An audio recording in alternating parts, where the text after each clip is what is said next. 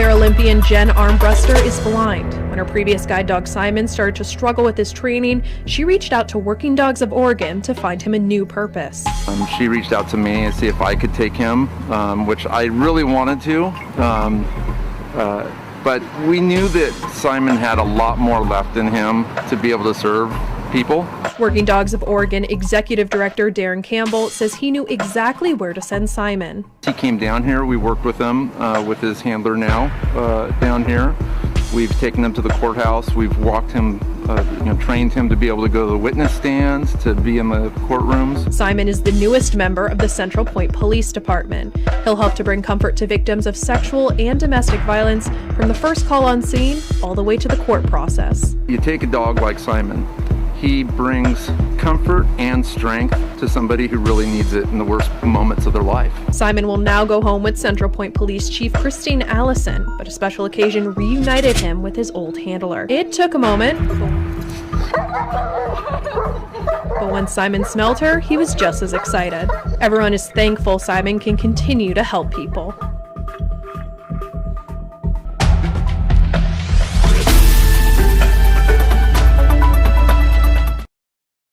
What a great video. Oh my gosh, very heartwarming. So Darin is who we have on KSOK Uncensored. Welcome, by the way. I'm thinking of seriously changing it to KSOK Censored AF because, as we all know, yeah, Uncensored's a bit of a joke these days. But just want to say hello. Thank you for tuning in. And Darin is actually from the Portland area as well. And we just recently connected, and I looked into Working Dogs of Oregon and just what a neat organization. And so we have Darin on here. First, I do want to do a special shout out to my little sister. She's 5 years younger than me. Her name is Kelsey. She came on and did an addiction and recovery piece with her husband about 6 months ago. Today is her 5th year sobriety anniversary, and in the recovery world, they call it a birthday. And so today is her 5-year birthday. And actually after this, I'm going to the event with her recovery group. But I want to share something with you guys because I like to just be incredibly real and transparent. As most of you know, I have an image, and I won't pop it up here yet, but I want to share it with you because what it does is it really shows you that people that are heavily addicted to alcohol, drugs, they can go through recovery and live a successful life. And so we're going to go ahead and pop this picture up of my sister 5 years ago. And then the image on the right is present time. And so it's a little tough to look at. I know my mom still hasn't looked at that booking picture of her that is on the left-hand side. It's just too painful. But if you look at her, she's beautiful, healthy. She's heavily involved in the recovery, just in the recovery area. And she has about 5 or 6 people that she actually helps out. I'm so sorry, I'm blanking on the official terminology for the recovery world right now, but she's a sponsor, excuse me, that's it, a sponsor for 5 to 6 women right now, which is really amazing, on top of working full-time. And so I just needed to give my sister props because, so many people have had somebody in their family that has struggled with addiction or currently is. And I think it's just really important to know that that they can come out on top, and you just have to work like hell, which she does. So really, really proud of her. Absolutely. So let's go ahead and bring Darin in. Really excited to have him on.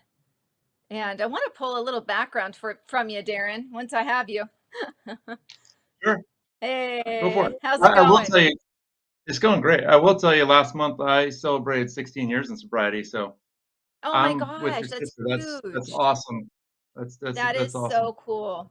Thank you for sharing that because I know, I mean, it's incredibly personable and it makes people vulnerable when they talk about it. But the more someone can be open and honest about it and share with others, other people can seek recovery and feel like they can open up. So thank you for sharing that. And I mean, Sure. amazing. That is a long time. That is really, really cool.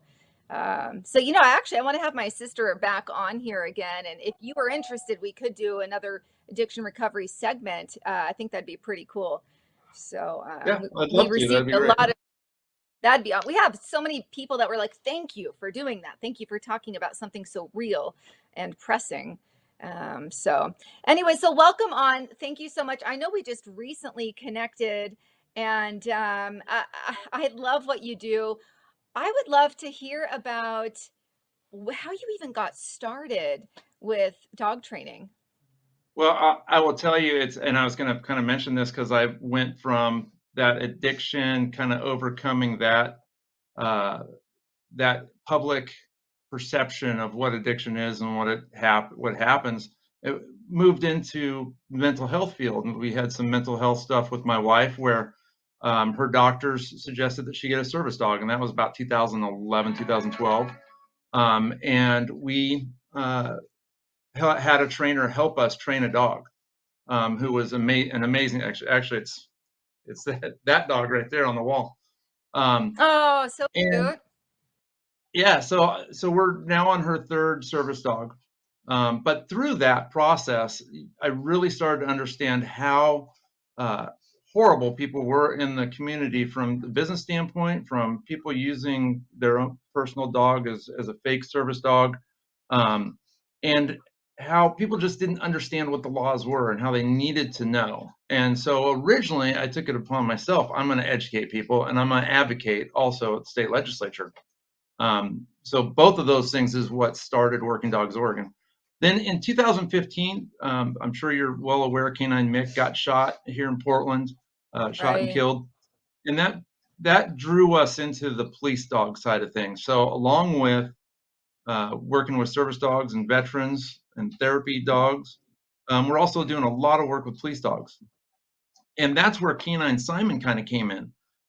We saw a place for dogs that could be brought into a department that could specifically work hand in hand with domestic violence survivors or sexual violence survivors and be there from the first call all the way through the court system. Wow. And it's right now we are any department, any agency, fire or police that calls me up and says, hey, we're interested in this. I'll find them a dog. I'll put their program together. And let me tell you, no dog fits into any program the same. They're all different. And Simon's a Right. great example of that. Simon is teamed up with a 501c3 victims' right advocate who's on a federal grant in the police department during the day, and then goes home every night with the chief of police. That is And so so cool. it's a really great program down there. We're really proud of it. So that's That's in a fantastic. nutshell, kind of what we're doing. What a journey. I think that's great because what that tells me is along this journey, it was really what was present in your life and through experience. And then just doors started opening for you. And I think it's great because there are so many people that need that, even if it's they're just there petting the dog as they're even giving, I'm assuming this happens as they're giving a police report, or I mean that all of that is so incredibly traumatic, and to be able to have that is very impactful. And really, if you look at, we'll take domestic violence for an example. It takes a lot for somebody to pick up that call or pick up that phone and make that call to begin with. Most people don't. Most people don't Right. get to that stage. So Right. to have a dog like Simon come out and be there and be this kind of non-judgmental, pure love, but strength to be by their side, it's sometimes just enough to keep them to carry on and open that next door and that next door. And Simon goes every Thursday. He goes to the Jackson County Courthouse, and he's been requested by judges to come to family court on restraining Wow. order day. And he interacts with everybody in the courtroom, not just their clients, but everybody can come up and suck a little love off Simon. It's really I cool. love that so much. That is so cool. And that speaks volumes for what you're doing. You have the judge recognizing the impact it's making. for so many. That is beautiful. I really love to hear those stories. And then that the fact that you're working with law enforcement, obviously being married to a law enforcement officer, that really means a lot to me. And now I realize Arlo, correct me if I'm wrong, is it Arlo that you have Yes. that was shot twice? And then I believe that you put together a recognition or some type of ceremony to recognize his work or his service. Yeah. So Canine Arlo, he was a police canine, a patrol canine for Thurston County Sheriff's Office out of Olympia. And they had a suspect that was essentially trying to commit suicide by cop. They Oh, finally, after a long pursuit, stopped him near Chehalis on I-5, where through that incident, he ended up being shot twice. And the next day, he was taken down to the Oregon State University School of Veterinary Medicine, where they did an 8-hour surgery and saved his life. And, Arlo was never able to go back to work. But I will tell you, right. he's an impressive dog. You would never know that he got shot twice 10 months ago. So we That put is together, amazing. yeah, it Because is, let he me is I an wanted to amazing dog. so he was shot in the spinal cord, right? Or at least in the vertebrae?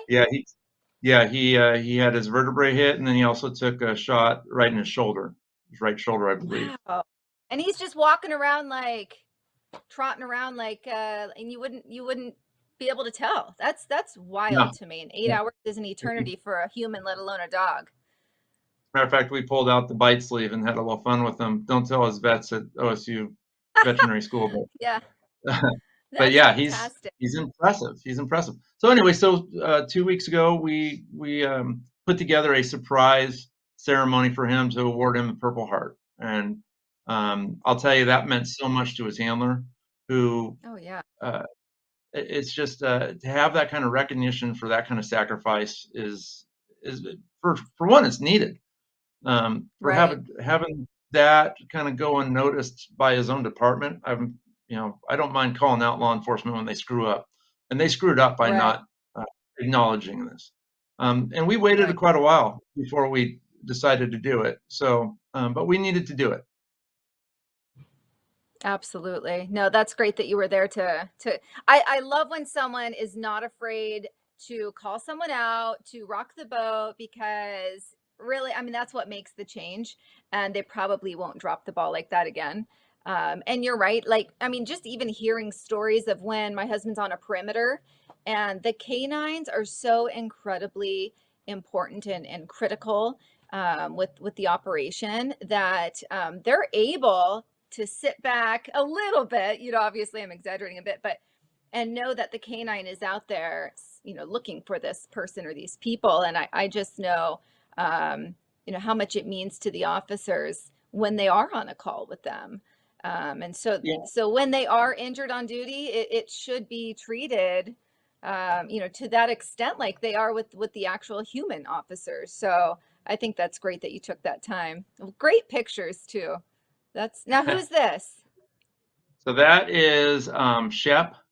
We had 2 scholarship police patrol canines. One is Bolly, who went to Pendleton Police, and one is Gus, who went to Central Point, where Simon is. And this is their sister. That's Oh, Bolly right. No, that's Gus. I'm sorry, that's Gus right there. So he's down there in Central Point. But I do want to, if I could, beautiful. just to take a step back and talk a moment about law enforcement and the patrol canines. That's Bolly right Yeah, there from PD. Um, beautiful. there is a concerted effort in Washington. They haven't brought it up here in the state of Oregon yet, but it's happening across the country. A concerted effort to limit the amount of canine interaction in law enforcement. There's a lot of people out there trying to put police canine in a bad light, and I will tell you, those people are absolutely 100% wrong. The canine, an officer who has a canine in their back seat can get immediate compliance by that dog barking on a traffic stop. Uh, Right. it's such an amazing tool, and I say it's probably the number one greatest tool any law enforcement officer can have on his utility belt. It de-escalates from being shot to being bit, and that's a huge action. And we need to bolster that. And that's where those scholarships come from. You know, we picked Right. Central Point, we picked Pendleton PD, because those are departments that otherwise probably wouldn't have a canine on the roads.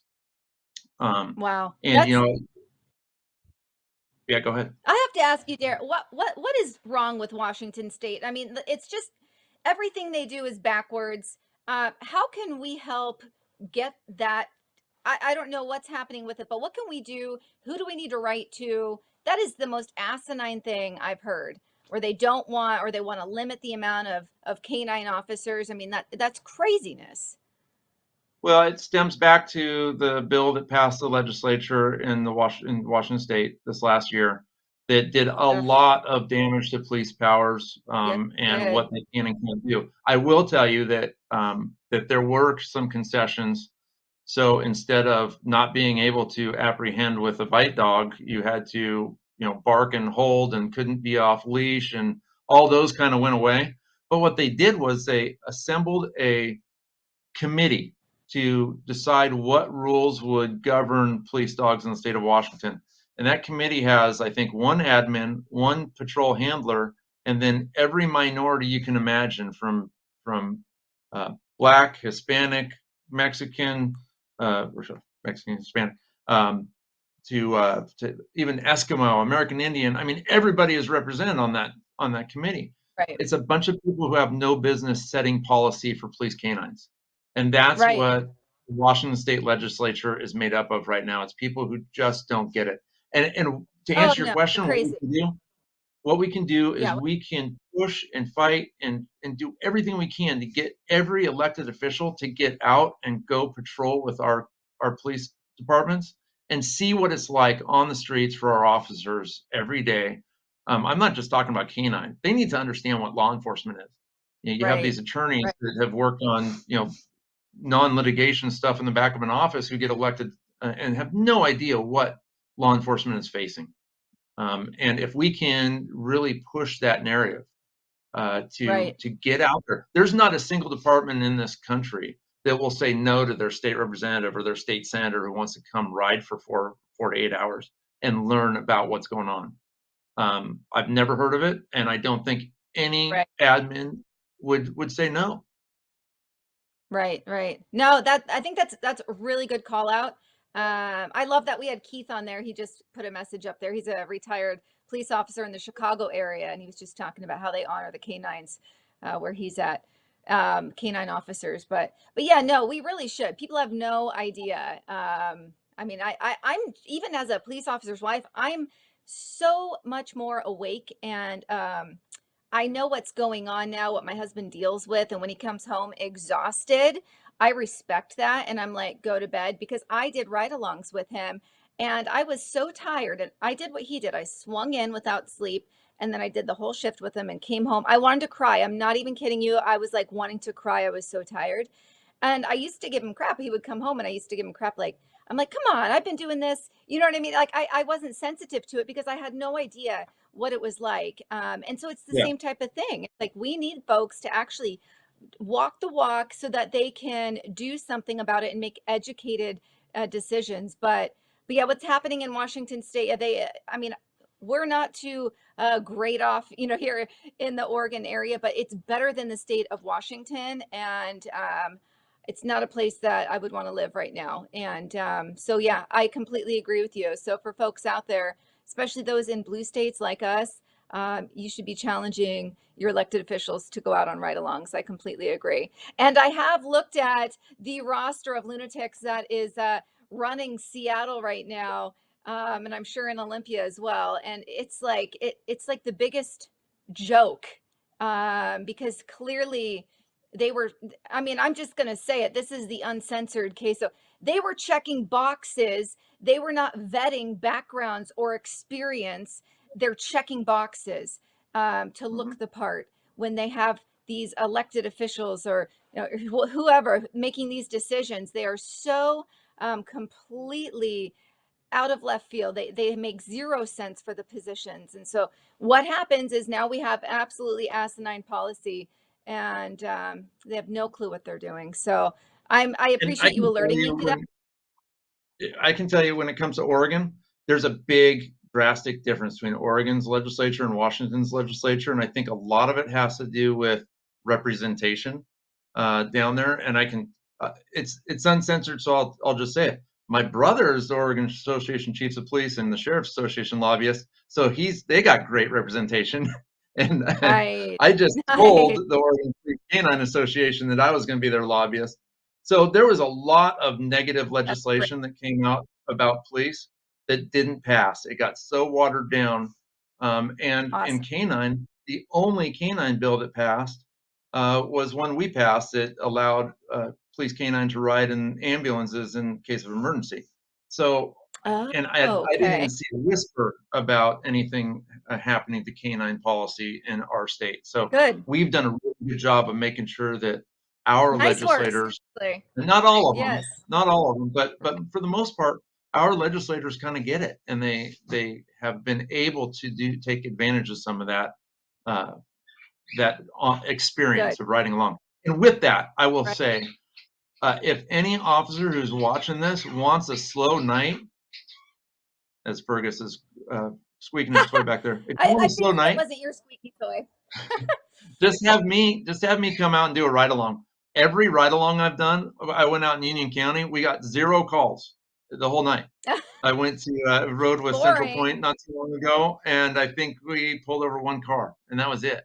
And they're all like, "Oh yeah, after you left, the next night we got a felony car stop and arrested 6, Yeah, people on drug whatever." And so yeah, if anybody needs a slow night to catch up on paperwork or something, just give me a call. I'll that's be more than happy funny. to be my I'll partner. let them know. Oh my gosh. Yeah. What's funny? My first ride along was with one of my husband's friends because my husband, I'll be honest, he didn't want me. He thought I was going to be like, "Oh, be safe, honey." Like he thought I was going to be obnoxious during the ride along. So he had me do my first one with one of his friends, and his friend he pulls over a stolen vehicle, and the person's sitting in it, and so he's like, he has his service weapon out, and he's going up to it, and I was like, "Oh my gosh," like literally I was like shaking. I had no idea. So anyways, yeah, so mine have been full of adventure. Oh my gosh, who do we have here? This is So Fergus. cute. So on that opening video, it was kind of funny. About 80% of that video was of Fergus and not Simon. Yeah, I love you Oh, we too. won't tell Simon. Um, but so this is Fergus. This is my wife's service dog, and he is Oh, wonderful. the subject matter of most of my TikTok videos because he's so I much love it. fun. But he's a great dog. Oh, he's gorgeous. So I'm sorry, I'm bad with big breeds. I have Chihuahuas. Don't make fun of me. So German Shepherd, I presume. He is a German Shepherd, and I'll tell you, Okay. he didn't look like a German Shepherd to us. We did a DNA test on him because we actually thought he might have been a mix of Belgian Malinois or something, but he's 100% German Shepherd. Oh wow. Okay. Did you pay $130 to do the DNA test? I think it was like 80, something like that. Oh, Yeah. you found a deal. I am so curious. I like the Chihuahuas. I swear they're supposedly full sisters, but they look totally different. And I'm like, one of them definitely someone snuck in, and they're not full sisters. But so I'm Double tempted. But fathers I looked. involved. Yeah, I'm like, I think we got some issues here. But yeah, I went to purchase one. It was like $130. I'm like, yeah, no, they're already 14 years old. I'm good. I know enough. But Yeah, there you go. that's too much. But no, that's awesome. Well, I think what you do is absolutely amazing. Let's just touch on living in Oregon and Portland. You know what? You're probably seeing this on local news if you watch local news. I just get the little text updates, but this is actually on the mainstream local news here. Is Portland over? I don't know if you've seen these news stories. I know Yeah. KGW is doing them. So it's pretty wild when you have the mainstream media also talking about that the Portland everyone moved here for and knows it as is likely gone. It's over.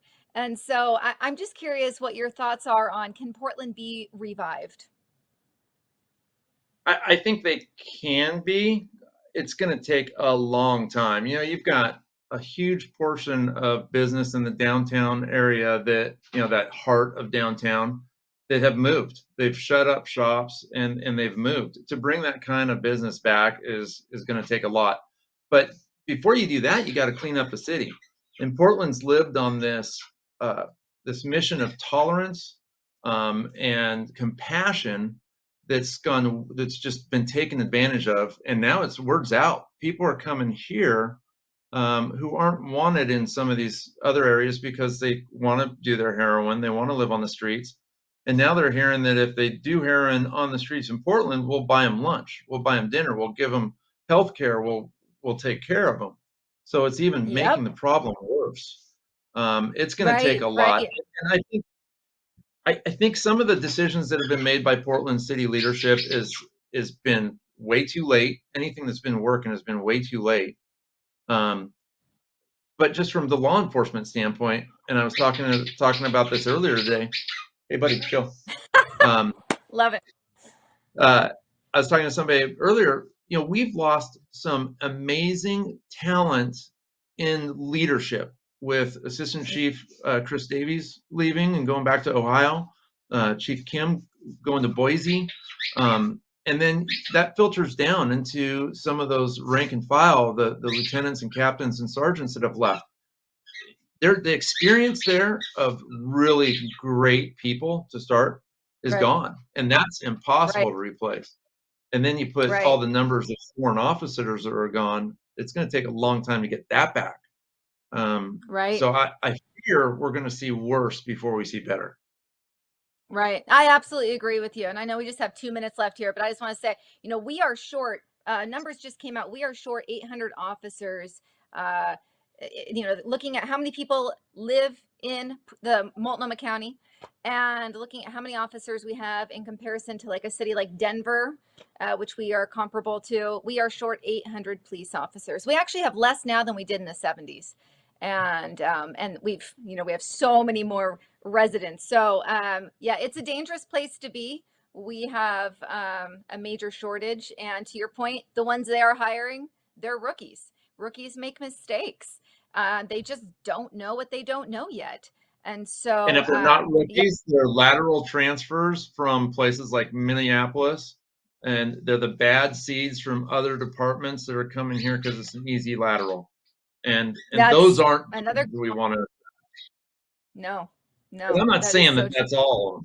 We have No, great I know, officers but coming. yeah, oh, absolutely, absolutely. But we have to think common sense. It's like, who's going to come to Oregon? Mhm. Probably. Yeah, I just think I don't think we're attracting the people we really would want here. But I could be wrong, but I don't think I am. Well, it's been awesome having you on. I would love, like I said again, let's partner up and do an addiction and recovery series. We could do an hour I would love special, it. get my sister on here. I think that's great. We really need to get the word out that a successful recovery is doable. You can have a family again, you can have your friends again, you can have a life, be a functioning member of society. It is possible. And so I appreciate you again opening up about that, and thank you for all that you do for the community, truly. And I know that Juan had your website up there, but can you go ahead and tell us where to find you at again? Yeah, so workingdogsoregon.com is our website. You can find us on Instagram and TikTok are both at Working Dogs Oregon. We've got a Facebook page as well, but those are the 4 places that we're most at. Awesome. Awesome. I love it. Thank you so much. And actually, I look forward to meeting you someday. It'd be really cool to be able to meet up since we're local. And We're like 10 hey, or maybe 12 you can miles come to that apart. gas station with. We'll do a. Yeah, well, Maybe meet you at can the be my Shell station in bodyguard. Rossman. Yeah, let's go to the Shell station. You can be my bodyguard, and I'll do a bit with Jose there. So Perfect. that would be Perfect. really cool. All right, cool. All right, you have a wonderful evening, and we'll chat soon. Thank you so much. All right, thank you. Appreciate Thank it you very all that much. you guys are doing. Oh, thank you.